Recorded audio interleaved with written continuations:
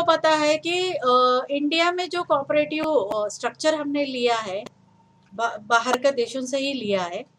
पहला जो है हम लोग जानकारी लेंगे कोऑपरेटिव मॉडल जो चालू हुआ उसका कारणकर्ता कौन थे, और उसके बाद जो है जैसे अपना जापान में कौन ये किया है या इंग्लैंड में कौन किया, और ये सभी जो चीज़ें हैं इसमें हम लोग ले लेंगे। यूजुअली सक्सेसफुल मॉडल हम लेते हैं इंग्लैंड और जापान का जो, और डेनमार्क, इसको हम क्या बोलते हैं successful cooperative models in abroad. बाकी जैसे इजराइल में भी आया, चाइना में भी आया एंड रशिया में भी आया, बट मूल जो हम बोलते हैं मूल जो है इंग्लैंड से जो है कोऑपरेटिव मूवमेंट जो है चालू हुआ है। थोड़ा सा इसका बैकग्राउंड हम लोग बताना चाहेंगे। तो आप सबको पता है इंडस्ट्रियल रेवोल्यूशन के बाद क्या हुआ, रेट बढ़ गया और बेकारी बढ़ गया। लोगों के पास जो है कम दाम, मतलब ज़्यादा घंटे में कम दाम में काम करना पड़ता था, खाने का चीज़ का भी बहुत सारा प्रॉब्लम हो रहा था। तो उस वक्त यानी 1771 से 1850 तक की बात अगर हम करना चाहते हैं तो रॉबर्ट बोवन जो है उन्होंने क्या किया है कि अपना जो है कोऑपरेटिव मूवमेंट उन्होंने चालू किया। इसको उन्होंने सेमी एग्रीकल्चरल और सेमी इंडस्ट्रियल कम्युनिटीज़ को लेके कोऑपरेटिव मूवमेंट जो है यानी कोऑपरेटिव आइडिया कोऑपरेटिव मूवमेंट जो है चालू हुआ है। उसके बाद जो है उसको जो कंटिन्यू किया डॉक्टर विलियम किंग, यानी कोऑपरेटिव फॉरेन कंट्री के लिए जो कंट्रीब्यूटर है वो है। इन्होंने जो ओन का जो आइडिया था इसको स्प्रेड किया है और बहुत सारा रिजल्ट जो है डॉक्टर विलियम किंग को मिला, मेयर थे। और देखिए ये दोनों थे इंग्लैंड से, और सिचुअल जो है 1818 से 1865 तक जो urban cooperative movement and handicraft cooperative movement को चालू करने में, यानी ये है अपना जापान का जो है, डिटेल में जो है हम बाद में देखेंगे। और उसके बाद जो है भारत में हम लोग देखते हैं कोऑपरेटिव क्रेडिट कोऑपरेटिव मूवमेंट, उस पर स्पेशली जो एग्रीकल्चर क्रेडिट कोऑपरेटिव मूवमेंट का जो मॉडल है जो रॉकडेल पाइनर को इसने जो किया था, या अपना फेडरिक निकोलसन ने जो पढ़ के जो आया था वो था राइफनसन मॉडल। तो उसने जो है रूरल क्रेडिट कोऑपरेटिव्स करके 1880 से 1880 तक जो है उनका ये हम लोग देखते हैं। अभी हम बात करेंगे तो कोऑपरेटिव मूवमेंट इन इंग्लैंड के बारे में अभी हम लोग देखेंगे। देखिए 1716 में कोऑपरेटिव वर्कर जो नोवल डॉकयार्ड में जो काम कर रहे थे, तो उसने जो है वोलविक एंड कैथम करके उन्होंने क्या किया, फर्स्ट कोऑपरेटिव फ्लोर मिल के लिए 1760 में ये जो है वोलविक एंड कैथम जो है पहला कोऑपरेटिव फ्लोर मिल उन्होंने चालू किया था। और उसके बाद जो है स्पेशली हम बोलते हैं कि founder of modern cooperative movement वो है रॉबर्ट ओवन। उन्होंने वर्कर के साथ उन्होंने किया, और उन्होंने क्या किया, जैसे मैंने बताया था कि इंडस्ट्रियल रेवोल्यूशन के कारण ज़्यादा काम करना पड़ता था, इसने क्या किया वर्क को कम कर दिया, वेजेस बढ़ा दिया है।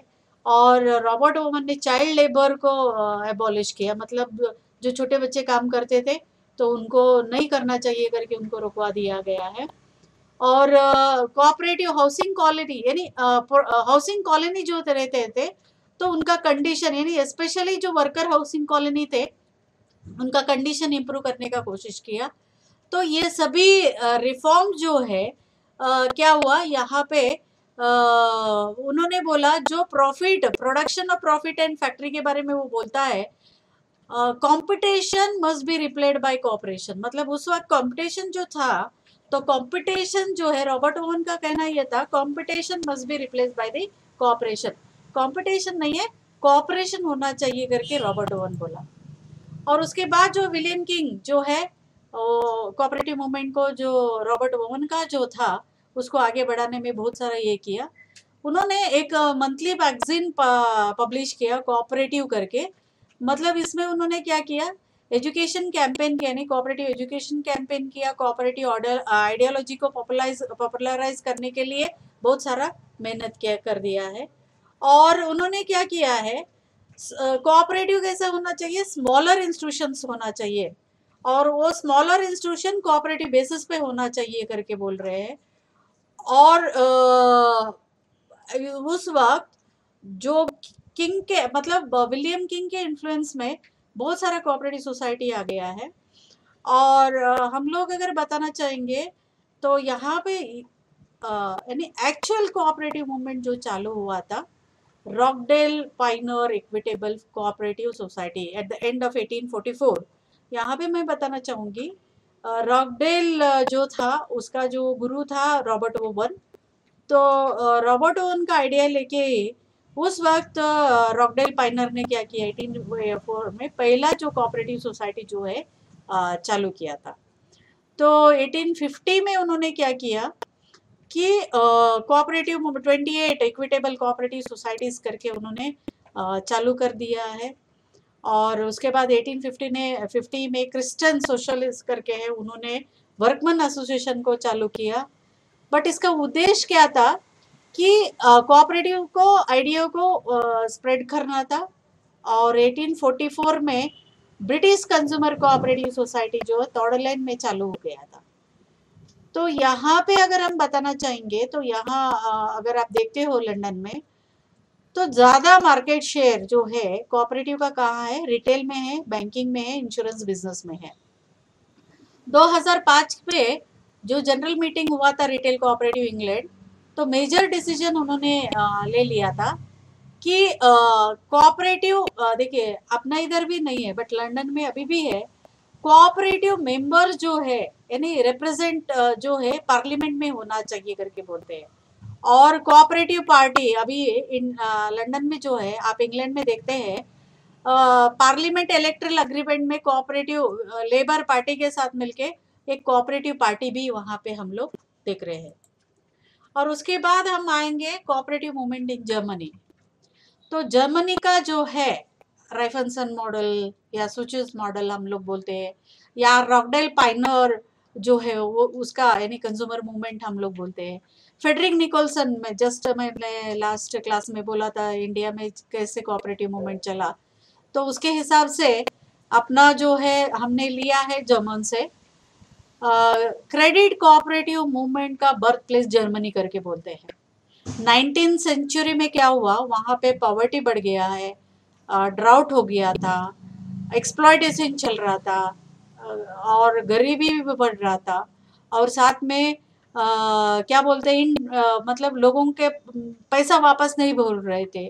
तो उसी वक्त एक नया आइडिया की जरूरत था, मतलब कुछ ऐसा यानी इकोनॉमी को बढ़ाना है तो क्या करना चाहिए। तो उस वक्त जो है एक नया आइडिया की जर्मनी को लग रहा था।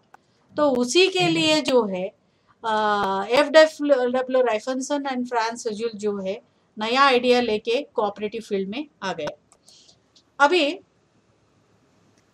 फ्रांस सुजुल्स फर्स्ट जो है कोऑपरेटिव मूवमेंट जो लाया है जर्मनी में, ये फेमिन कमीशन का चेयरमैन था। जो फेमिन हुआ था तो उस वक्त का जो कमीशन का वो चेयरमैन था। तो उन्होंने क्या किया, कुछ अपना फ्रेंड्स का ग्रुप था उसको मिला के उन्होंने एक चैरिटेबल बेकरी बनाया, और जो गरीब थे उनको वो ब्रेड वगैरह डिस्ट्रीब्यूशन कर रहे थे। तो उसने क्या किया, उसी वक्त उसको एक आइडिया आ गया, तो उन्होंने 1850 में फर्स्ट क्रेडिट सोसाइटी जो है उसका नेटिव टाउन में उन्होंने चालू किया था। और उन्होंने general union of German industrial society भी उन्होंने चालू किया था। और फर्स्ट कोऑपरेटिव लॉ उन्होंने पर्सिया से लो जो है लिया, और उसको अप्लीकेबल मतलब वो जर्मनी के लिए 1889 में उन्होंने अप्लीकेबल किया। एक्चुअली सुचिल का एक विश्वास था कि कोऑपरेटिव कैसा होना चाहिए, should be run on business line, मतलब कोऑपरेटिव मतलब सेवा देने का संस्था नहीं है, साथ में एक व्यापारी रूप से बिजनेस लाइन में चलना चाहिए करके उनका एक सोच था। और उनके बाद जो आए हैं वो है राइफनसन, जो आज इंडिया में जो है उनका ही मॉडल हम लोग जो है अडॉप्ट किया है। तो उन्होंने क्या किया, ये दोनों मेयर थे, सुचुल्स और राइफनसन दोनों भी जर्मन के मेयर ही थे। तो राइफनसन ने क्या किया, पुअर पीपल कमेटी उन्होंने एस्टेब्लिश किया, और इस कमेटी के द्वारा उन्होंने क्या कर रहे थे कि फूड यानी खाना और क्रेडिट जो है दोनों भी जिसको ज़रूरत है उसको डिस्ट्रीब्यूशन करने का जो है उन्होंने चालू किया था। और साथ में क्या किया उन्होंने, वो कमिटी जो बना था, यानी पुअर पीपल कमिटी जो था, वो कमिटी क्या कर रहा था, जो अगर पद भी दे रहे हैं तो उसका रिकवरी भी वही करेंगे सम स्पेसिफिक पीरियड के लिए करके बोला। तो 1877 में जो रूरल कोऑपरेटिव सोसाइटी जो है यूनियन, उन्होंने general union of rural cooperative society उन्होंने चालू किया। बाद में उसको राइफन्सन यूनियन करके भी याद किया जा सकता है। और राइफन्सन का ऐसा विश्वास था कि देखिए सुचिल्स क्या बोल रहा था, बिजनेस लाइन में होना चाहिए, बट राइफन्सन क्या बोलता है, बिजनेस का नॉट बिजनेस कंसम्पशन, बट वो क्या है कि वो क्या बोलता है, मेंबर का फाइनेंशियल कंडीशन इम्प्रूव करना चाहिए, ऐसा बोल रहा है। और साथ में लेस सेंटिमेंट होना चाहिए करके बोलता है, रियलिटी के ऊपर ज़्यादा उसका विश्वास होना चाहिए उस संस्था का।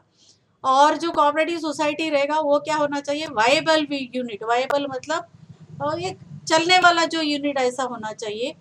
और साथ में वायबल यूनिट रहेगा, जो भी डिफिकल्टी है, जो भी कंपटीशन चलेगा तो उसको फेस कर पाएगा, ऐसा एक विश्वास, मतलब ऐसा एक जो है कोऑपरेटिव सोसाइटी होना चाहिए करके बोला। सो 1945 में आप सभी जानते हैं कि जर्मनी दो भाग में डिवाइड हो गया, एक German democratic Republic and federal Republic German, ऐसा जो है दो अलग ये हो गया है। तो उस 1945 से जर्मनी में जो कोऑपरेटिव मूवमेंट जो डेवलप हुआ, 4 ग्रुपों में जो है डेवलप हुआ है। वो 4 ग्रुप क्या है हम लोग देखेंगे। पहला है रूरल सोसाइटीज, यानी कोऑपरेटिव सोसाइटीज रूरल सोसाइटी करके। तो ये इम्पोर्टेंट ग्रुप है जो मल्टीपर्पज, यानी गांव के यानी जर्मनी में जो गांव में थे उन सबको मल्टीपर्पज के लिए, मतलब केवल पद, देखिए अभी हम लोग रूरल सोसाइटी मतलब हम कौन सा जानते हैं, विकास संस्था, विविधकारी सेवा संस्था है। तो विविधकारी सेवा संस्था में भारत में कैसा है, केवल पद देना एंड उसका रिकवरी करना है, थोड़ा बहुत जो है इनपुट सप्लाई वगैरह कर रहे हैं, बट बाकी जगह यहाँ नहीं है। बट जर्मनी में कैसा है कि मल्टीपर्पज सोसाइटीज, मल्टीपर्पज मतलब पद भी लेते हैं, बाकी जो है एग्रीकल्चर के लिए जैसे भी उनको सीड चाहिए, फर्टिलाइजर चाहिए, या कंज्यूमर सोसाइटी चाहिए, या जो भी शेतकरी को लगेगा वो सभी जो चीज़ें हैं मल्टीपर्पज सोसाइटी करके वहाँ पे काम कर रहे हैं। और ये सोसाइटी जो बना है राइफन्सन मॉडल के द्वारा ही ये सोसाइटीज बना है।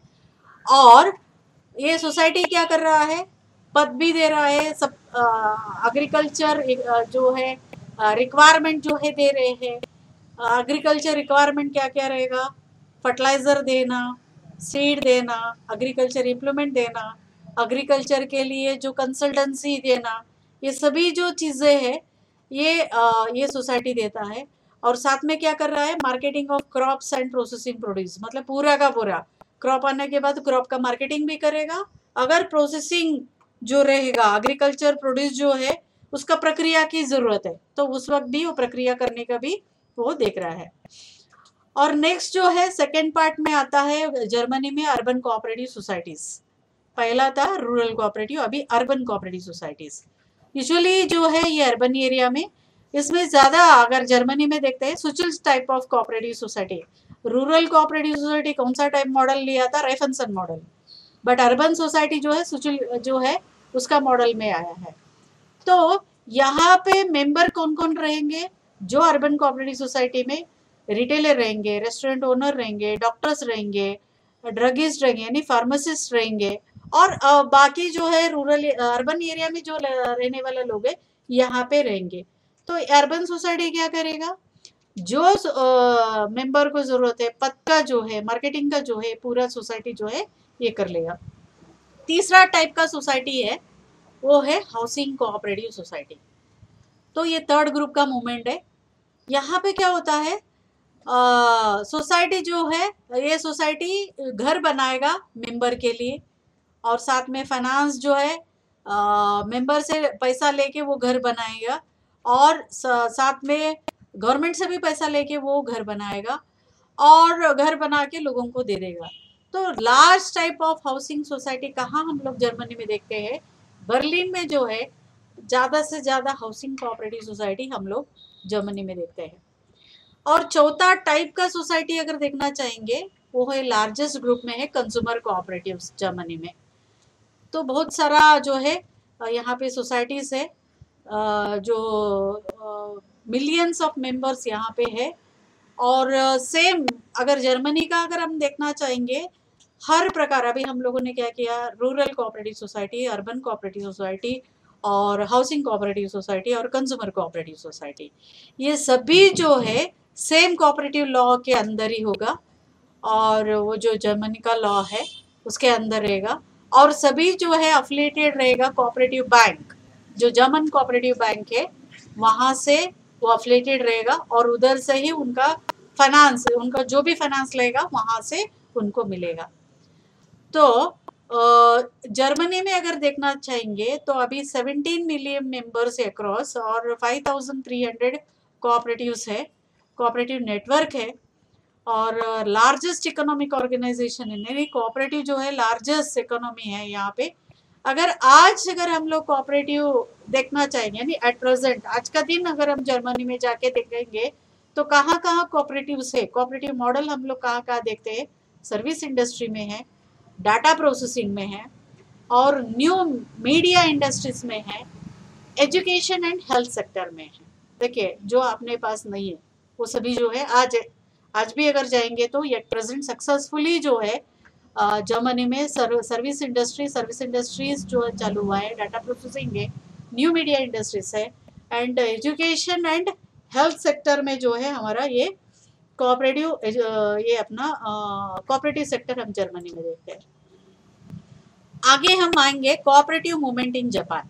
जापान में कोऑपरेटिव मूवमेंट कैसे चला। कोऑपरेटिव मूवमेंट इन जापान जो है अगर हम लोग देखना चाहते हैं तो कंज्यूमर कोऑपरेटिव यानी पहला जो चालू हुआ था कंज्यूमर कोऑपरेटिव मूवमेंट, ये कहाँ से इन्फ्लुएंस हुआ, इंग्लैंड का इन्फ्लुएंस होते हुए 1844 में इंग्लैंड में चालू हुआ था। तो 1879 में फर्स्ट कंज्यूमर कोऑपरेटिव सोसाइटी जो है चालू हुआ था। उसका मेन उद्देश्य क्या था, जो प्राइस जो है बढ़ रहा था उस प्राइस को कम करके सस्ते दाम में लोगों को जो है कंज्यूमर आइटम देने का जो है चालू हुआ था। और बाद में क्रेडिट कोऑपरेटिव मूवमेंट जो है राइफनसन मॉडल में आ गया था और होम मिनिस्ट्री ऑफ जापान उन्होंने चालू किया था। 1905 में जो है एक नॉन ऑफिशियल बॉडी को नेम किया, उसको नाम रखा गया कोऑपरेटिव यूनियन करके। और जो है इनका ये बॉडी का क्या काम था, जो प्रमोशन करना है, कोऑपरेटिव सोसाइटी को प्रमोशन करना है, प्रोपेगेंडा करना है, यानी ज़्यादा से ज़्यादा ये कोऑपरेटिव सोसाइटी चालू होना चाहिए। तो ये जो है कब तक, 1909 तक। तो नंबर ऑफ सोसाइटी उस वक्त यानी 1909 के बारे में हम बताना चाहेंगे तो जापान में जो थे 5690 सोसाइटी थे और 3 लाख मेंबर्स कोऑपरेटिव मेंबर्स थे, यहाँ कोऑपरेटिव सोसाइटी में मेंबर थे। और 1923 में क्या किया, नेशनल परचेज कोऑपरेटिव फेडरेशन जो है चालू किया था और साथ में सेंट्रल कोऑपरेटिव बैंक यानी 1923 में नेशनल परचेज कोऑपरेटिव फेडरेशन और सेंट्रल कोऑपरेटिव बैंक जो है स्थापित हो गया। और 1947 में एग्रीकल्चर लॉ जो है एनेक्ट किया गया। 1947 में एग्रीकल्चर कोऑपरेटिव लॉ जो है चालू मतलब उसको लाया गया। तो ये कोऑपरेटिव बेसिस पे जो है एग्रीकल्चर कोऑपरेटिव सोसाइटी चलना चाहिए करके बोला गया है।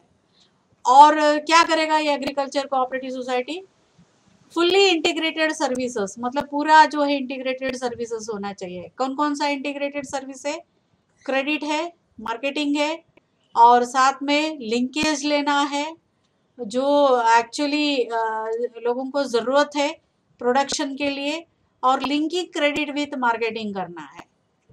देखिए 1947 की बात मैं जापान का बात करना चाहती हूँ। सेम जो थिंग है जो है दांत वाले कमेटी करके अपना इधर उन्होंने क्या किया था, रिकमेंडेशन किया था कि लिंकिंग क्रेडिट विथ मार्केटिंग अभी भी अपना महाराष्ट्र में सक्सेसफुल चल रहा है। क्या है लिंकिंग क्रेडिट विथ मार्केटिंग, जो जापान से हमने जो मॉडल है उसको लिया है। अभी एक विविधकारी सेवा संस्था जो है शुगर के लिए, अगर गन्ना का जो खेती करता है उसके लिए वो फाइनेंस करता है। खेती करने के बाद जो गन्ना है, गन्ना शुगर फैक्ट्री लेता है। शुगर फैक्ट्री क्या करेगा, वो गन्ने का जो है प्रोसेसिंग करके जो पैसा आएगा तो उसमें पहला क्या करेगा, जो सोसाइटी का लोन है, पहला शुगर फैक्ट्री उस सोसाइटी को जो है वहाँ पे मतलब उसको उसका कर्ज को वहाँ पे वो अपना शुगर फैक्ट्री उनको दे देंगे और बाकी जो पैसा है वो मेंबर को देता है। मतलब यहाँ पे क्रेडिट एंड मार्केटिंग दोनों को भी लिंक किया गया। ये ऑलरेडी 1947 में जापान में जो है चालू हुआ था। और देखिए 1948 में क्या हुआ, livelihood cooperative society, livelihood cooperative society करके। लाइवलीहुड मतलब क्या है, अपना जीने के लिए जो चीजें चाहिए उसके लिए क्या क्या लगता है, तो वो सभी चीजें हैं कोऑपरेटिव संस्था के द्वारा दिया जाएगा। तो उनको क्या किया कि एक इंडिपेंडेंट ऑर्गेनाइजेशन करके लॉ में ये किया और 48 में consumer livelihood cooperative society Japan में आ गया।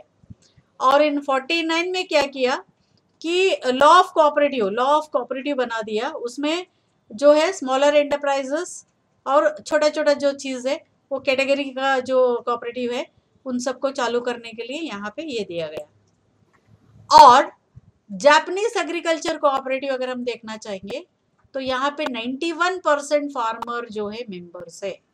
91% जो फार्मर है तो कोऑपरेटिव मूवमेंट में वो मेंबर्स है।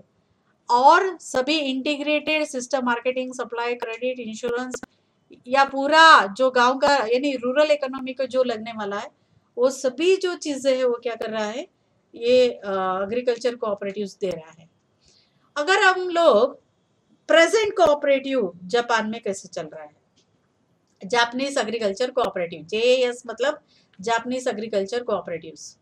तो लोकल जापानीज कोऑपरेटिव जो सोसाइटीज क्या कर रहा है, बिजनेस कंटिन्यूटी प्लान कर रहे हैं।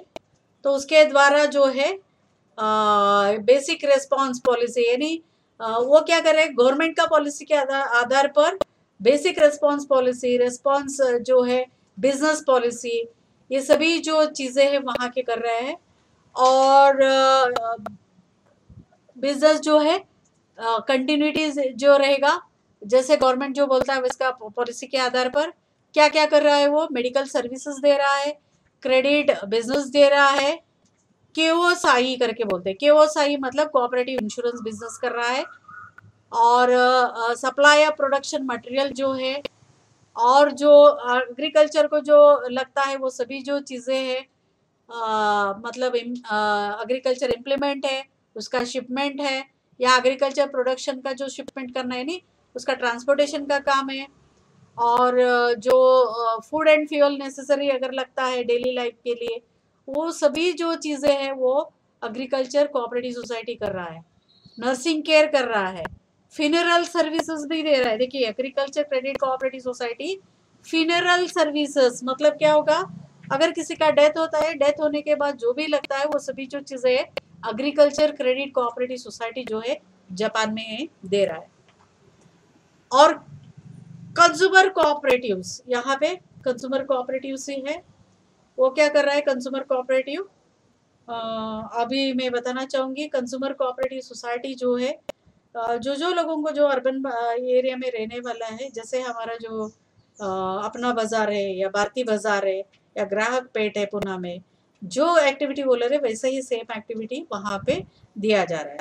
मैं अभी रिसेंटली जापान कोऑपरेटिव मूवमेंट के बारे में थोड़ा सा मैं वेबसाइट उनका देख रही थी, यहाँ पे मैं आप सबके साथ शेयर करना चाहूँगी।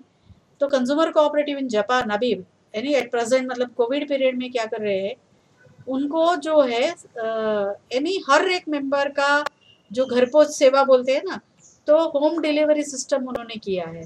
वेरी सिस्टमैटिक वे से जो है कंज्यूमर कोऑपरेटिव सोसाइटी चल रहा है।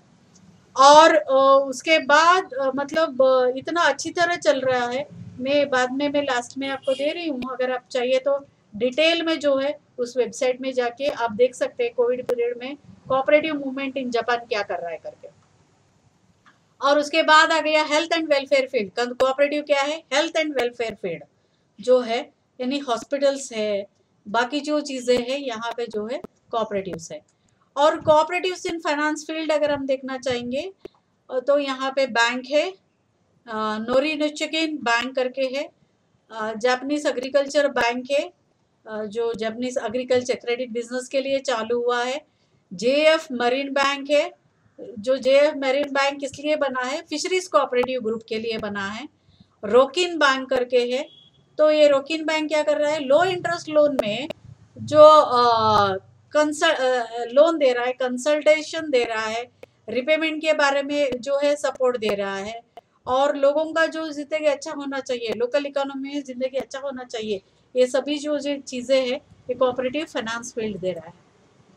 और कोऑपरेटिव इंश्योरेंस है, अपने इधर नहीं है, इंडिया में नहीं है, देखिए केओसाई करके बोलते हैं, जापानीज केओसाई करके, और उसके बाद कोकिमिन केओसाई करके कोऑपरेटिव्स है, कोऑपरेटिव केओसाई है, अदर ऐसा अलग अलग जो है यहाँ पे इंश्योरेंस कोऑपरेटिव है। तो ये क्या कर रहा है, ये पेमेंट ऑफ इंश्योरेंस कर रहा है, कॉन्ट्रैक्ट एडमिनिस्ट्रेशन कर रहा है, मेंबर के साथ डीलिंग कर रहा है, मेंबर का या जो पॉलिसी होल्डर है उनका प्रोटेक्शन के लिए काम कर रहा है, और साथ में एडिशनल क्या कर रहा है, म्यूचुअल एड पेमेंट के बारे में भी यहाँ पे बात किया जाएगा।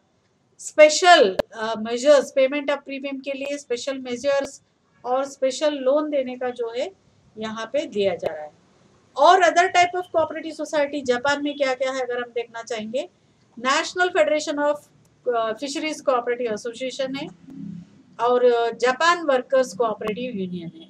ये क्या है, other types of cooperative society. जैसे मैं आपके साथ बात कर रही थी, यहाँ पे अगर आप इस वेबसाइट में जाएंगे japan.com में, देखिए अलग अलग टाइप का सोसाइटीज है, बट ये कोविड पीरियड में वो कोऑपरेटिव सोसाइटी कैसे इन्वॉल्व हो गया इन डिटेल में जो है आप देख सकते हैं। जब भी आपको टाइम मिलेगा तो अगर आप japan.com में जाएंगे, www.japan.com में जाएंगे, तो वहाँ पे आपको पूरा डिटेल कोविड, यानी हम पहले से नहीं, अभी भी एट प्रेजेंट जो है जापान में कोऑपरेटिव मूवमेंट कितनी अच्छी तरह जो है सक्सेसफुली चल रहा है।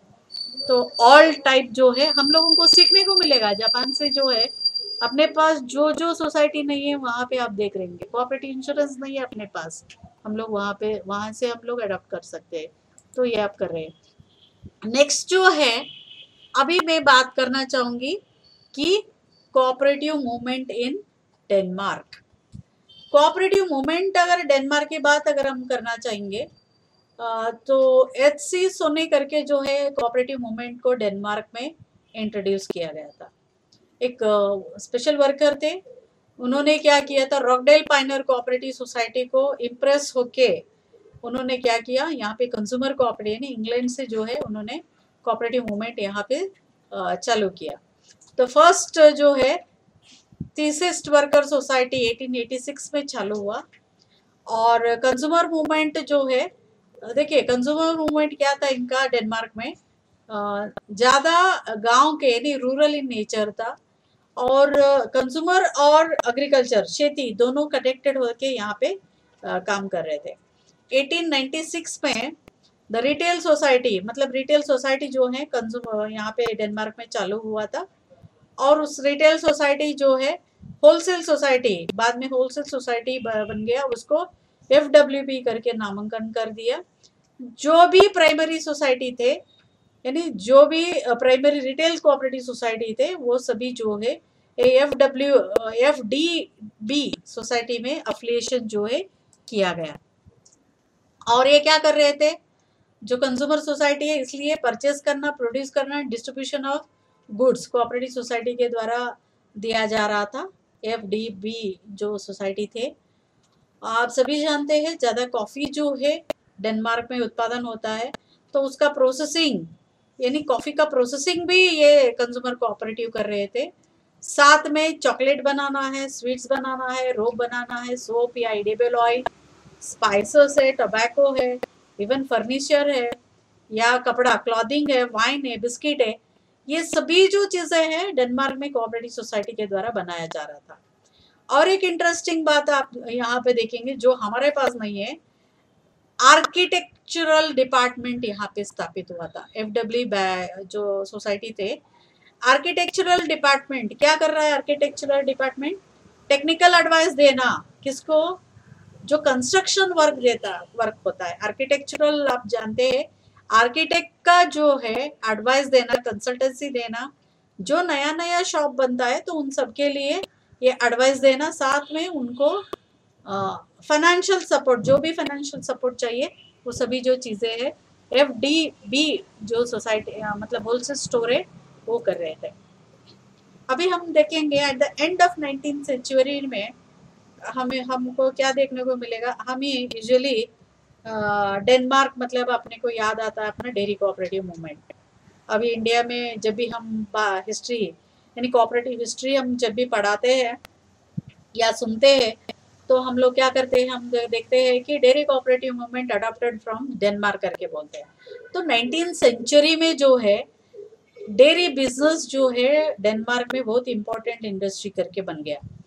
तो इसलिए हेजेडिंग करके जो थे वो यंग डेयरी मैन था, उन्होंने क्या किया, फर्स्ट कोऑपरेटिव डेयरी चालू किया 18 कहाँ पे? स्टिलिंग एंडरसन डेयरी करके 1882 में उन्होंने चालू किया। उससे यानी 1882 से आज भी डेयरी इंडस्ट्री जो है बहुत अच्छी तरह जो है डेनमार्क में कंटिन्यूस प्रोग्रेस कर रहा है। और 1964 में डेयरी सोसाइटी डेनमार्क एस्टैब्लिश्ड, यानी 1964 में जो सोसाइटी डेयरी सोसाइटी डेनमार्क में चालू हुआ।